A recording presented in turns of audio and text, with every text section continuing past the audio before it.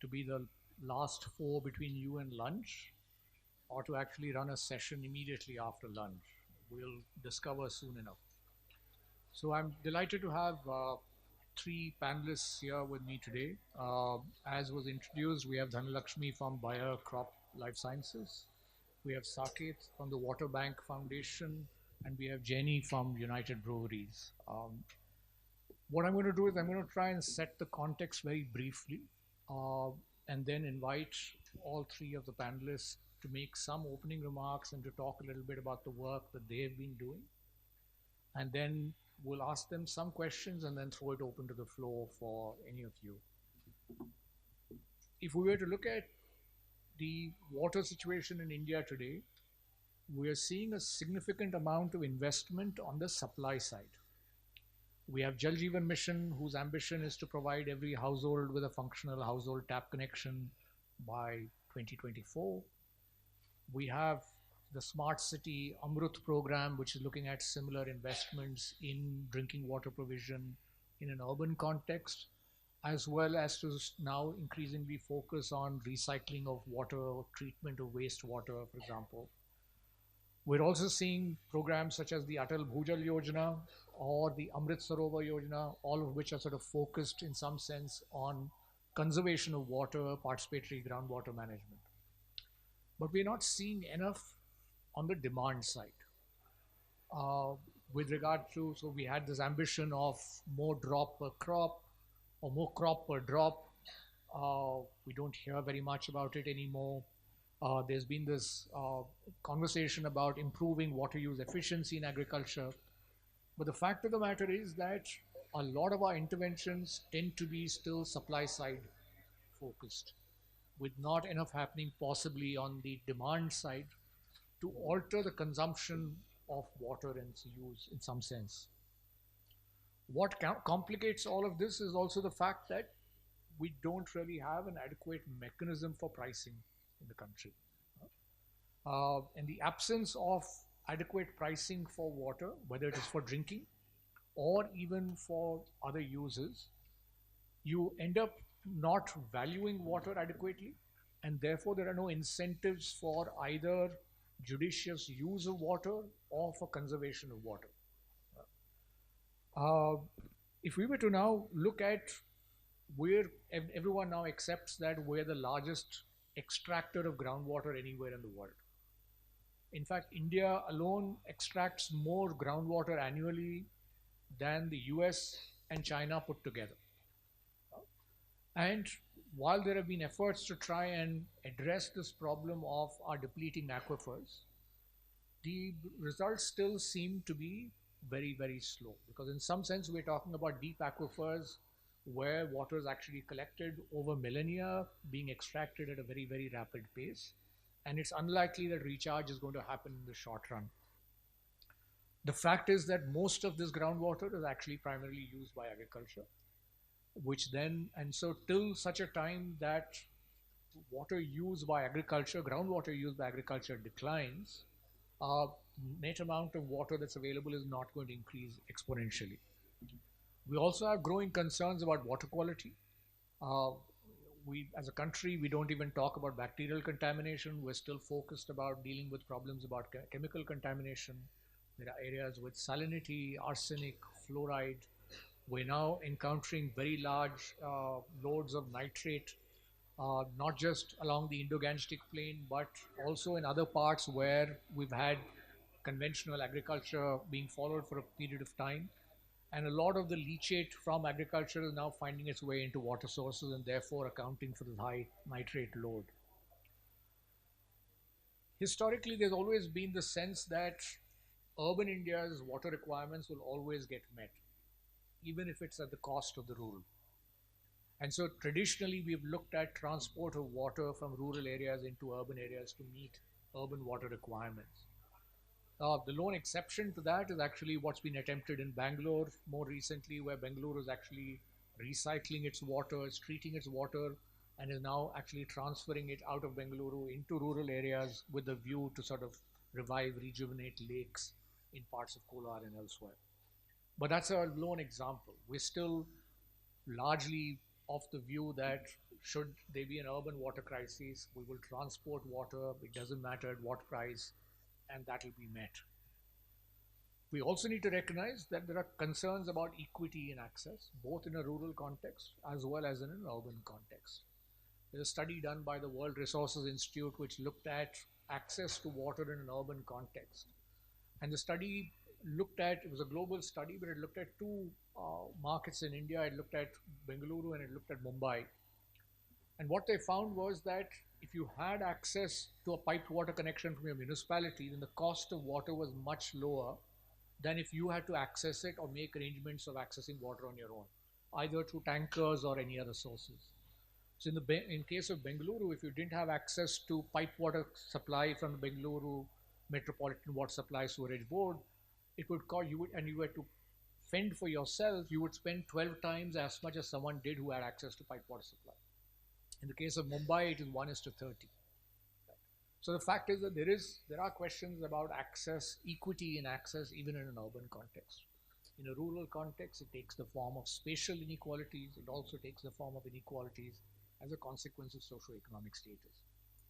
And the biggest imponderable for us at this point in time is climate change, and the fact that we're still at a point where we're not able to adequately predict and respond to climate change, leaving communities to have to adapt for themselves in a short span of time.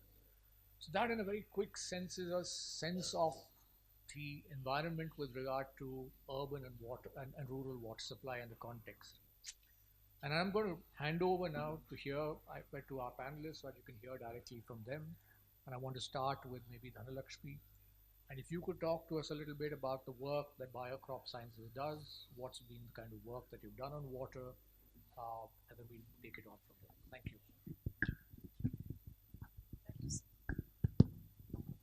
Hello everyone, good afternoon. I'm Dhanalakshmi from Bayer, based out of Bangalore.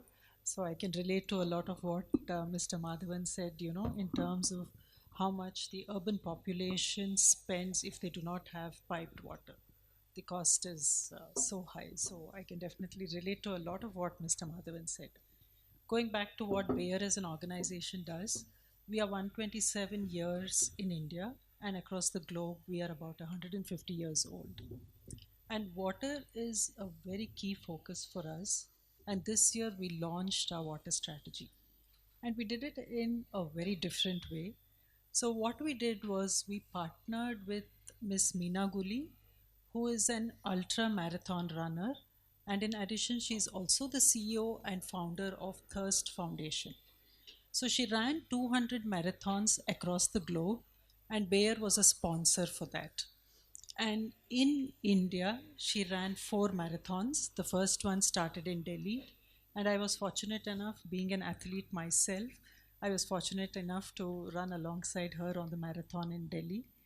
And she culminated her marathons at New York during the World Water Conference that happened in March. And that was when Bayer launched the water strategy. So, what are we doing as part of our water strategy? There are a few thematic focus areas that we have. Basically, Bayer is a crop science organization, a lot focused on seeds as well as crop protection. So our customers are, farmers. We have a lot of suppliers, and we also have a lot of growers. So considering all of this, we put the strategy has been formulated. So the first top thing that comes to mind is resilient agriculture. So what is it that we want to do in resilient agriculture? So one is, given the fact that we have a lot of growers and farmers, we want to improve the water use efficiency. So like Sir said, more crop per drop. So we want to improve the water use efficiency, and our commitment is by 2030, we will improve the efficiency by 25%. That's one of them.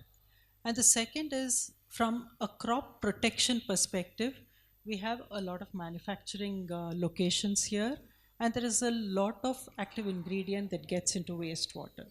So our commitment is to reduce that by 30%. The amount of AI that gets into wastewater gets reduced by 30%. And the next piece is from a supplier perspective.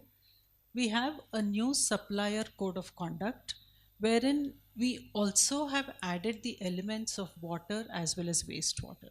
So, only if a supplier meets all those requirements would he or she be onboarded with the organization. And last but not the least is the employees of the organization.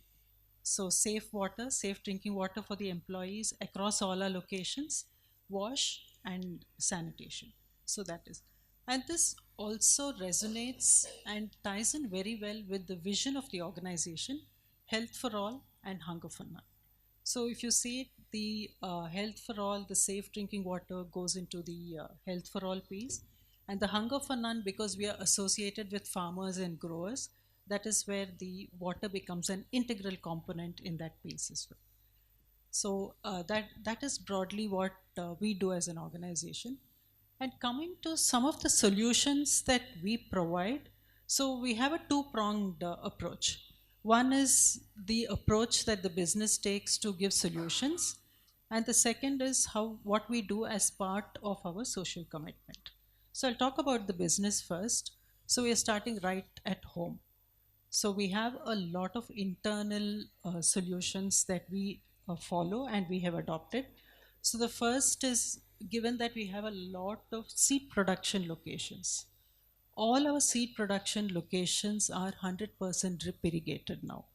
And we have promoted that with all our growers and in all the nurseries where we grow the seeds. So it's all 100% drip irrigated, which is saving about 70% of the water. And we are also having rainwater harvesting systems in our offices and in our production manufacturing locations. And we also have a very nice model in Bangalore where the rainwater harvesting system feeds into some of the ponds that we have in our fields. So that's the model that we've developed. So that's from a business perspective. So, from a CSR perspective, very happy to share that we work in the aspirational districts. All our projects are in the aspirational districts, so our focus there is rural. And from that, we are working on community irrigation projects. All the projects we do on water is community irrigation, and community irrigation in sense of it could be check dams. And one of the big success stories for us has been, the Nala deepening and widening that we have done in a couple of locations, one in Maharashtra and one currently going on in Orissa. And we also do a lot of this trenching, bunding, the regular methods as well. So that is one piece. This year we are exploring to see, because we work from a social commitment perspective, we are working also with smallholder farmers. So we are exploring how we can get all the vegetable growers to adopt drip irrigation. That's something in progress. So I'll stop here, and this is what I wanted to share. Thanks very much. Maybe I'll turn to Jenny, and if you could share a little bit about what United Breweries does. Thank you, and a very good afternoon to everyone. Such a pleasure to be at this forum, and it's been power packed 1.5 days. It's been so much of learning across. If I were to share on what we do as United Breweries in terms of water, so what we are, one of our primary raw material is water. 95% of beer is made of water. So we are cognizant of this fact, and that is clearly captured in our sustainability and responsibility strategies. So our sustainability strategy is called Brew a Better India, and one of the key pillars under environment is having healthy watersheds.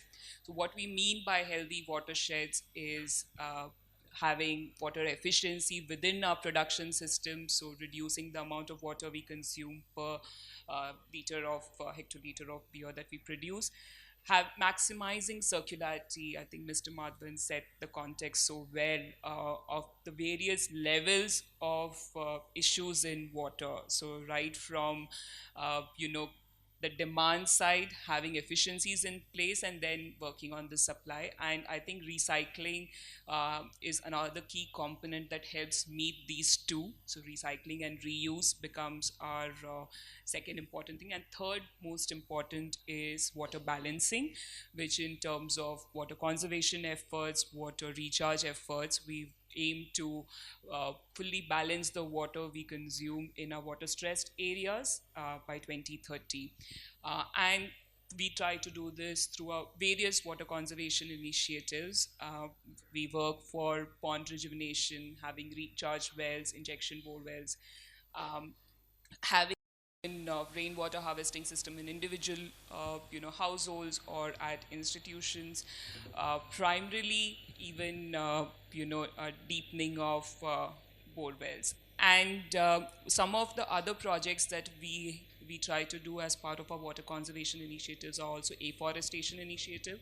So one of the flagship project that we've initiated over the past 2 years is planting more than 50,000 trees in the Miyawaki using the Miyawaki technique, and that has been a resounding success, not only from a water conservation perspective but also from the kind of biodiversity engagement that it gets.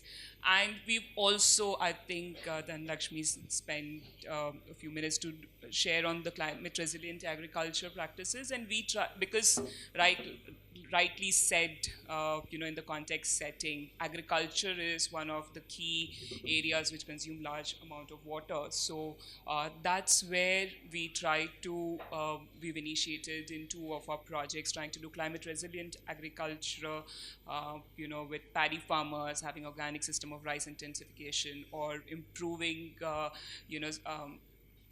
agriculture practices by supporting through mini sprinklers, drip irrigation, in supporting in laser leveling, all the kinds of initiative that could ultimately result in reducing intake of water by these farmers in agriculture practices, while also improving their crop yield and income. So these are primarily the kind of initiatives that we've taken as part of sustainability and responsibility strategies. And I think what has worked for us is having the communities involved right from the very beginning, in the sense of design of projects, in the sense of selection of sites. Because while we do a hydrogeological study and have the right locations picked up, but it's also important that the community see it from that lens. There would be even further social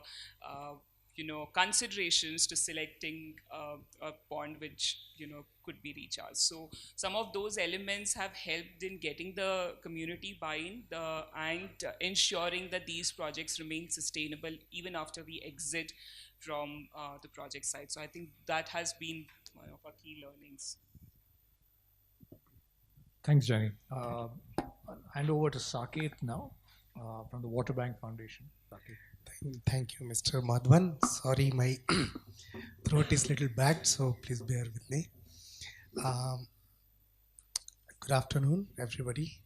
It is a privilege to talk about the water resource, how we can build the sustainable water resources for future, for urban areas and rural areas, which is a big subject where we are working. We are a comparatively new foundations, and we bring a new perspective.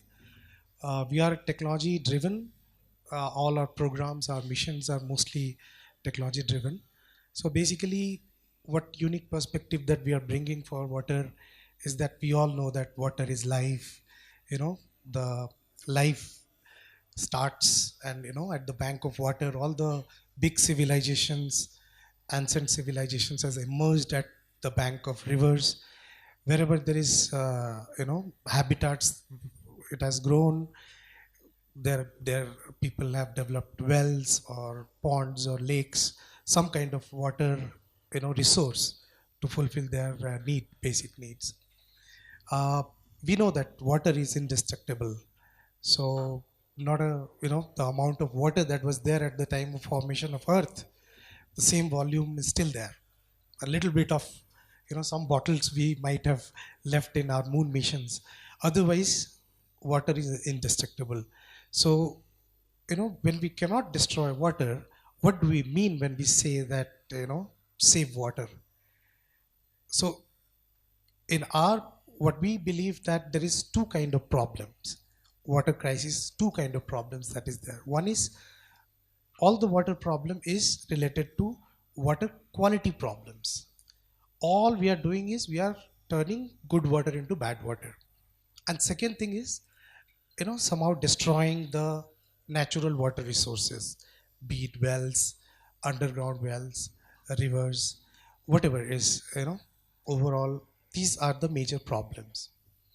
Now, multiple problems grows when we try to kind of destroy the water resource, like groundwater table going down.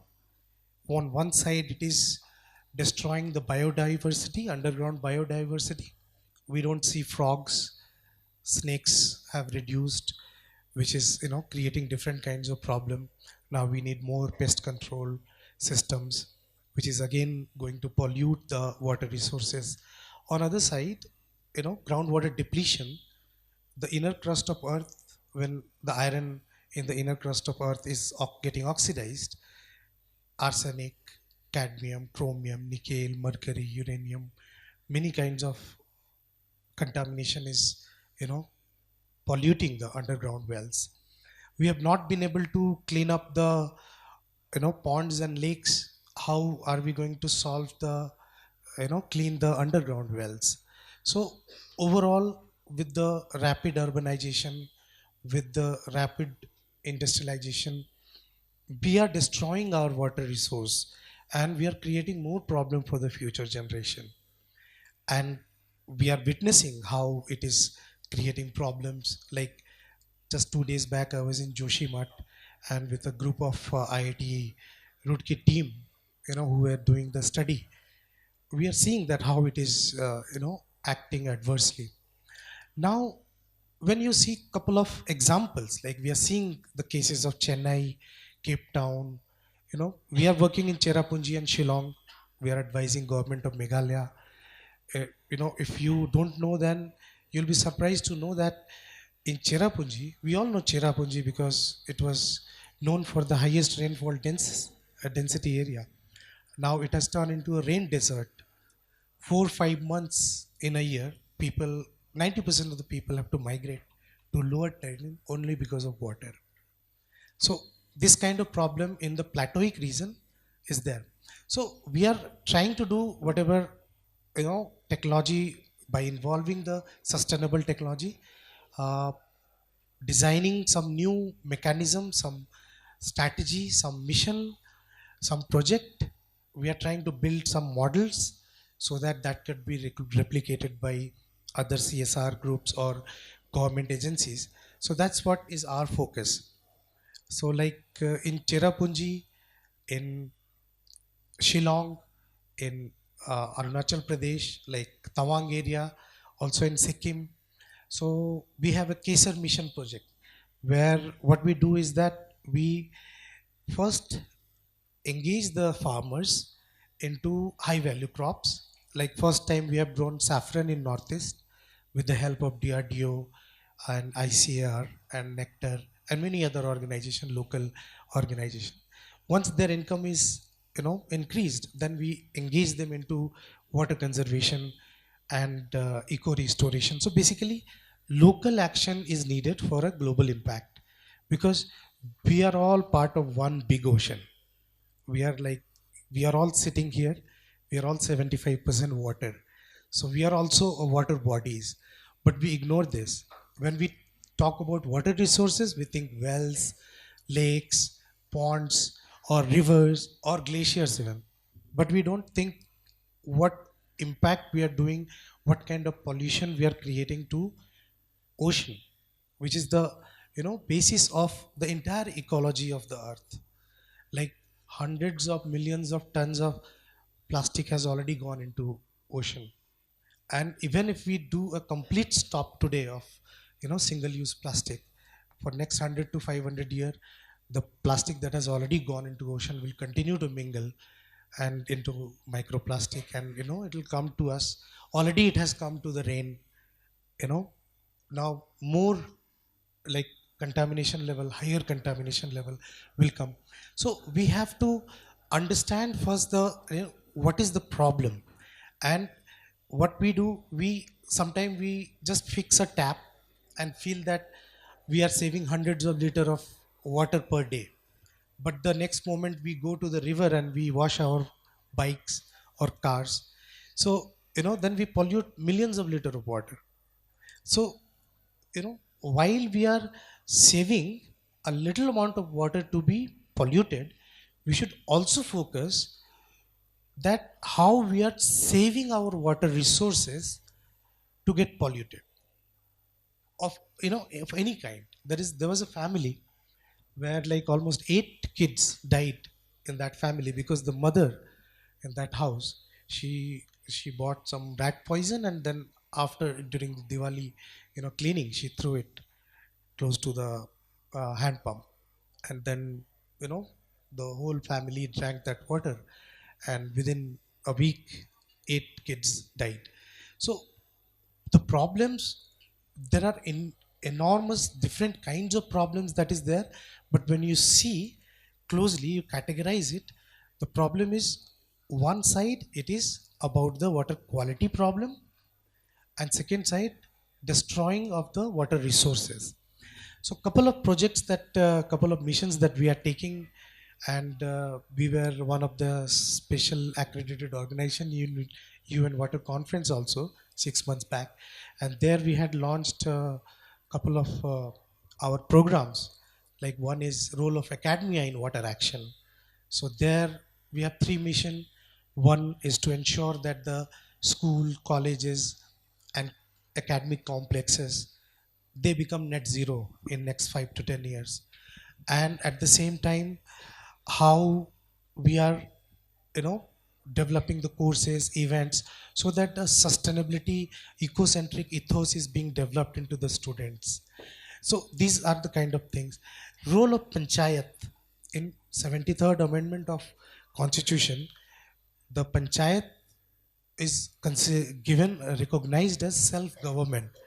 And out of the 29 subjects, that governance subject that was transferred to panchayat or local governing body, out of that 6 is directly related to water and 11 is indirectly related to water. So eventually, when the panchayat starts to function with its full fund function and functionaries, and in some of the state policies, panchayat act, there are provision that panchayat can even take strategic decision, policy level decisions on water related issues. So these things needs to be empowered. We have designed special training programs for and capacity building programs for panchayat, especially for wash committees.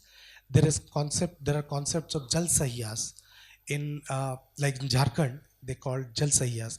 They are like water minister of this self-government, local self-government. But right now they are working like just as a plumber manager. Once they understand that what they can do, they have their water resources, they have like drinking water facilities that is there. So when they start to function with their full capacity, there is a lot of impact that could be done. Last, just half a minute I'll take, because I took a lot of time in defining the problem. So one of the flagship program that we have is Barter Water for Sustainability, which is in sync with UN's Decade for Action agenda, Water for Sustainable Development. Means how we can use water for poverty eradication, how we can use water for wash, like creating a wash model, or other sustainable development goals, how we can create impact through water. So that is one program we have, where we have IoT devices, we have sustainable water purification technologies, we have AI also involved in this, and we just launched it in UN Water Conference, and we are setting up the first pilot in one of the arsenic affected panchayat in Bihar. And we want to make sure that if this works, how government can also adopt it and other organization can also adopt it. Thanks, Saket. Why don't you hang on to the mic for a minute, huh? So, you talked about problems with consumption, you talked about people's attitude toward water, you talked about institutions of self governance. But in passing, you also talked about technologies and the fact that as an institution, you have looked at specific technologies. Could you tell us a little bit about some of the technologies that you work with, particularly with regard to water? Yeah, so water purification, we have a host technology, organic aqua solution. This is also listed as one of the top 100 innovation from India. And it is laterite based technology, which we have developed at IIT Kharagpur, which is my alma mater. And almost last 15 years, we are working on this technology. This removes arsenic and all other heavy metal, even iron and commonly available microorganism or suspended particles, everything it takes care of. And it doesn't waste any water, it doesn't leach out the absorbed arsenic and heavy metal. That is a problem with other technology. So this is one of the water purification technology. Apart from that, a very cheap solution, bamboo based carbon with nano silver, nano copper coating, we have developed to take care of the microorganism. Tap a tap is another technology. It is IoT device which for remote monitoring and control of water quality and uses. So these are the things. Thanks, Saket. We'll come back to you. Maybe we should first hear from both Dhanalakshmi and Jainee. Both of you talked about how Bayer as well as UB are committed to sort of investing in water conservation and about recharge. Dhanalakshmi, some of the work that Bayer is doing currently, I think in Maharashtra, is around using something that Urdhvam has developed on recharging of shallow aquifers. Could you talk a little bit about that? So this was a project that we initiated maybe about 8 months ago, or the beginning of, maybe around November of last year. In the past, we have done what is called as the injection borewells, and all of us know that injection borewells are something that everybody has been doing. And we as an organization constantly look for innovations in any of the projects that we are doing. That is when we came across this organization, Urdhvam, who has a very different technology to revive the defunct borewells. So they do not touch or they do not create new borewells. We already have 3 million borewells in the country. Do we need more? No.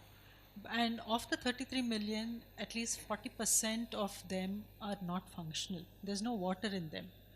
So this organization has a very unique technology where they are working with the unconfined aquifers. So a little bit technical, not that I know much of that, but whatever little I know is what I can share. So the unconfined aquifers, they are a storehouse of water. But in the regular borewells or the injection borewells that are done, the water from these unconfined aquifers does not bleed into the borewell. So Urdhvam has a technology where they use the hydrogeological system.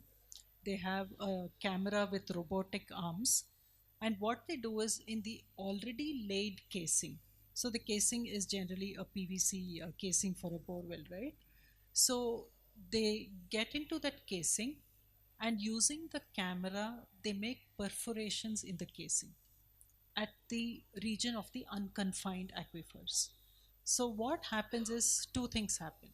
One is water bleeds from the unconfined aquifers into the borewell, and the second is it also helps recharge the confined aquifers which are way below. So that is what we have done with Urdhvam. And to start with, we did a pilot project. We have done about 50 such borewells. And like Jainee rightly said, I think community participation was extremely important. So we worked with the local communities, identified the farmers who had these borewells which needed to be revived, and then took their support as well, the local stakeholders, and did the project. So we are at a point where we need to now assess the impact. What has been the impact? Measure what is the amount of water that has been saved or recharged into the borewell. But the expectation is that each borewell would, cater to 6 lakh liters of water. So that is the expectation we are going with. But I think once we do the impact and have the actual figures, we'll be able to share something. But it's a very interesting technology, and has worked really well so far from the other partners of Urdhvam that we have spoken to. Thanks, Dhanalakshmi. Uh, Jenny, you talked about rejuvenation of ponds. And so if you could just describe to us, how do you select a pond? What's the preparatory work that happens? And once you've revived a pond, how do you then measure the impact of what you're doing on recharge, for example? Yeah. So one primary basis for selection of any pond wherever we do the water conservation structures, it could be check dams, gully plugs, any of the conservation structure would be the hydrogeological study that would form the base of the selection, and we would prefer in the aquifers, where we extract water from, to actually do the balancing work, so which would be most of the time around our breweries. But then the second component, once this selection is done, the second most important component comes is if the community also feels that this are the right selection, because ultimately they need to maintain it.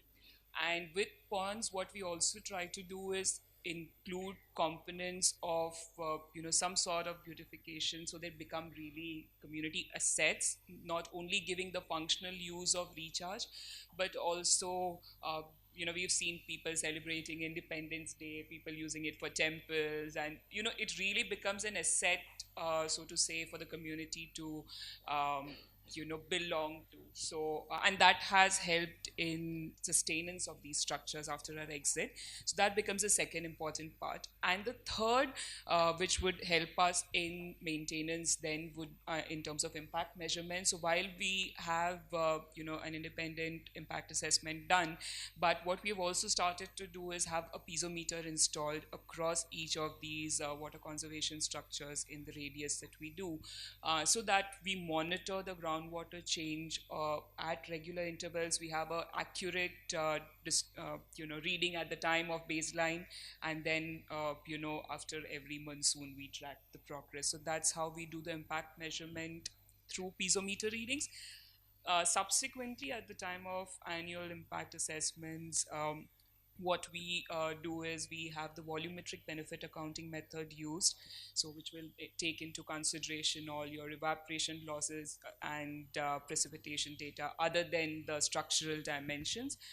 A widely preferred practice across international organizations, which would give us the accurate analysis of how much volumetric benefit was actually done. Thanks. Any questions from the audience? Can we have some mics possibly going around? I think they'll bring some mics. So my question is, why? As panel members said rightly, what is life, and everyone every day required water, and why not we are thinking about and responsible for water budget? How much I am taking per day, I'm not depositing. It has to come for every level. See, government is also doing something in all the ways. So, for example, if I take a agriculture side, if you want to grow 1 kg of rice, you need to spend at least 33 crores liters of water to grow the 1 kg, because we have done the study. We have done the study. So at least that means how many acres, how many hectares every season it's growing, and how much water is conserving. I can say using them, and also with the fertilizers and other things that all sir told, no, that is happening. And even for the coming to the urban side, every family is spending hundreds of liters every day, and how much we are depositing. If money is not in our bank, we cannot draw, right? So how serious every citizen or every government, I can say, because as madam said, We have Balavikasa. Every year we are able to contribute with the different type of water conservation. What Madam said, borewell recharges are all the structures with the help of different CSR donors like CIA and PENAD or the things we are able to contribute at least one TMC water we are contributing from different, even from not from the organization, not from my side, even for myself I was thinking every day at least 1 liter I can conserve it in a different ways. Every household we can do it if we have a thought, we have a process. We have to think from the beginning. How can we save our money? We have to save our water. That is Thank you. that. What I'd like to do is take possibly 3 questions and then we'll go. If you could give one here to the person with the spectacles and then one right at the end. Hello everyone, I'll be quick. I'm Ayush. I'm from Environment Matters NGO and we are into pond rejuvenation and other environmental projects. My question is basically from the United Breweries perspective. Like you mentioned that your major raw material is water. So you are using a lot of water in itself. So the water initiatives that the company is doing, is it a part of CSR or is there any other mandate also by any pollution department or any departments for which you have to recharge water? The first part. The second part is that as you mentioned that you do pond regeneration projects, do you have any do you follow any water metrics to analyze how much water have you used and how much on the basis of that the water you are recharging? Is there any particular metrics that you follow or organizations like us can follow to propose for the corporates? Thank you. Can we take one question from the gentleman in the last, please? Yeah, go ahead.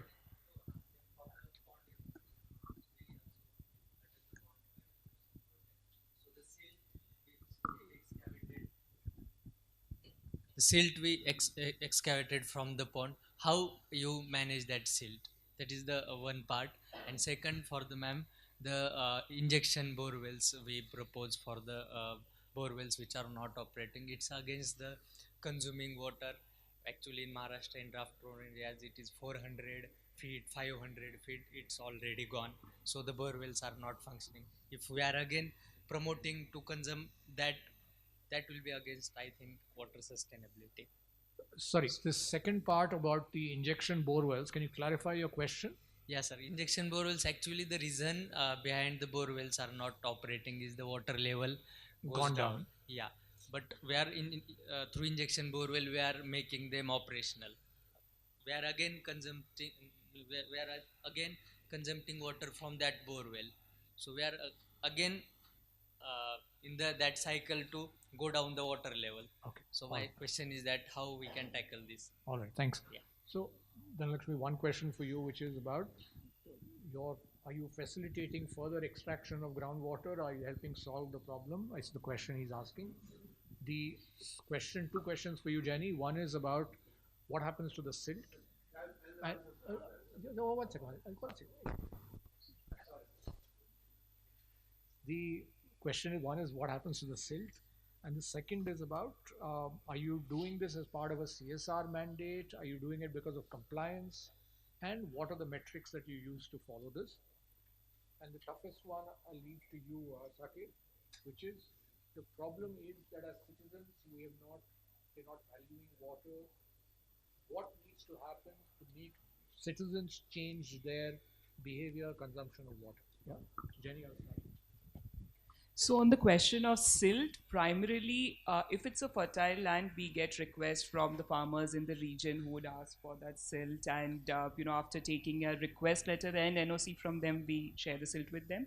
But we've also, in many places, used the silt in using it for the bunding itself. So that's an efficient use of, optimum utilization of resources. So that's the two things we do on silt.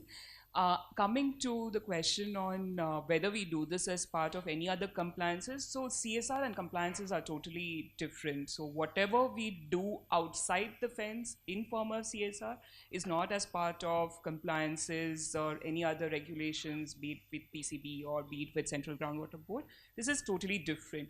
whatever we do within the fence in terms of our efficiency in production, in terms of the rainwater harvesting units that we put inside our breweries, or if there's any other mandate that has been where we do outside the brewery, that would be totally a separate supply chain initiative. It's not the two. In terms of metrics for us to evaluate how far we've improved from an efficiency perspective, per hectoliter of beer, how much water we are using. So we are currently at almost 3.4, and we aim to reduce it to a 2.6 in water stressed or a 2.9 in non-water stressed by 2030. In terms of conservation initiatives, how much we've been able to balance would primarily be through this volumetric benefit accounting method. The amount of water that we've been able to balance to these conservation initiatives outside the fence, how much we've been able to contribute. So Dhanalakshmi, do you want to go next? So the simple answer to your question is yes, we feel that this particular solution is sustainable. And the reason I say is, if the borewell is not functional, so what happens in the monsoon season when the rains are there, the water that's there in the unconfined aquifers continues to be there, and the rainwater runs off. So in this particular solution that we have, the water is bleeding from the unconfined aquifers into the borewell. So the borewell is getting recharged, and in the monsoons, when there is enough rain, so there is more and more water that can get into the unconfined aquifers because there's a pressure that is there, right? So it can get into the unconfined aquifers, and then thereby the borewell can get more and more recharged. Saket, how do we change citizen behavior around water? Behavior change is the answer that needs to be done. So I'll just give an example, because in April this year, I was in Bermuda.